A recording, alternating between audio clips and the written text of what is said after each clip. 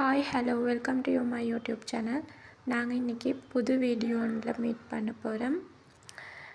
இன்றைக்கி நாங்கள் சிக்கன் கறி எப்படி செய்கிறேன்னு பார்ப்போம். ஆல்ரெடி என் சேனலில் சிக்கன் கறி ரெசிபி இருக்குது, பட் இது கொஞ்சம் டிஃப்ரெண்ட்டாக இருக்கும். ட்ரை பண்ணி பாருங்கள். ஃபஸ்ட்டுக்கு பேன் உண்டு அடுப்பில் வச்சு ஆயில் ஆட் பண்ணி அதில் பட்டை, ஏலக்காய், கிராம்பு, பே லீஃப் அண்ட் இஞ்சி பூண்டு பேஸ்ட் ஆட் பண்ணுங்கள். ஆட் பண்ணிவிட்டு இதெல்லாம் நல்லா ஃப்ரை பண்ணிக்கோங்க. சீரகம், கொஞ்சமாக தனியா ஆட் பண்ணுங்கள்.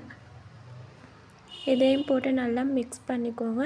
அண்ட் அதெல்லாம் நல்லா மிக்ஸ் ஆகினதுக்கு பிறகு வெங்காயம் ஆட் பண்ணிக்கோங்க. வெங்காயம் நல்லா வதங்குறதுக்கு தேவையான அளவு உப்பு ஆட் பண்ணுங்கள். இப்போ வெங்காயம் நல்லா வதக்கிக்கோங்க. பச்சை வாசம் போகிற அளவுக்கு நல்லா ஃப்ரை பண்ணிக்கோங்க. அண்ட் இதுக்கு பிறகு இது நல்லா ஃப்ரை ஆகினதுக்கு பிறகு கிழங்கு ஆட் பண்ணிக்கோங்க. அதோடு அது மிக்ஸ் பண்ணி கொஞ்சம் நேரம் வச்சு நாங்கள் இப்போ டொமேட்டோ பேஸ்ட் ரெடி பண்ணுவோம். அதுக்கு தக்காளி அண்ட் பச்சை மிளகு ஆட் பண்ணிக்கோங்க. காரத்துக்கு ஏற்ற மாதிரி ஆட் பண்ணுங்கள். நான் இன்றைக்கி 2 பச்சை மிளகு ஆட் பண்ணேன். அதையும் எங்களோட மிக்ஸெல்லாம் போட்டு நல்லா மிக்ஸ் பண்ணிக்கோங்க. அரைச்சி எடுத்த தக்காளி பேஸ்ட்டையும் ஆட் பண்ணிக்கோங்க. இதையும் நல்லா பச்சை வாசம் போகிற அளவுக்கு ஃப்ரை பண்ணிக்கோங்க. பச்சை வாசம் போகிற அளவுக்கு ஃப்ரை ஆகினதுக்கு பிறகு இதில் நாங்கள் மசாலா எல்லாம் ஆட் பண்ணுவோம். இதுக்கு கொத்தமல்லி தூள் அண்ட் இதோட சிக்கன் மசாலா ஆட் பண்ணிக்கோங்க. விருப்பம் வேண்டாம் கரம் மசாலா ஆட் பண்ணிக்கோங்க. போட்டு நல்லா மிக்ஸ் பண்ணுங்கள். அண்ட் கொஞ்சமாக மிளகாத்தூள் ஆட் பண்ணிக்கோங்க. எல்லாத்தையும் நல்லா 1 டைம் கலந்து விட்டுக்கோங்க. இதுக்கு பிறகு நாங்கள் ஆல்ரெடி கழுவி வச்சிக்கிற சிக்கன், உப்பு மஞ்சள் போட்டு கழுவி வச்சிக்கிற சிக்கனை ஆட் பண்ணிக்கோங்க. ஆட் பண்ணிவிட்டு சிக்கன் வேகிற அளவுக்கு கொஞ்சமாக தண்ணி ஆட் பண்ணுங்கள். நிறையா தண்ணி ஆட் பண்ண வேணாம், கொஞ்சமாக ஆட் பண்ணுங்கள்.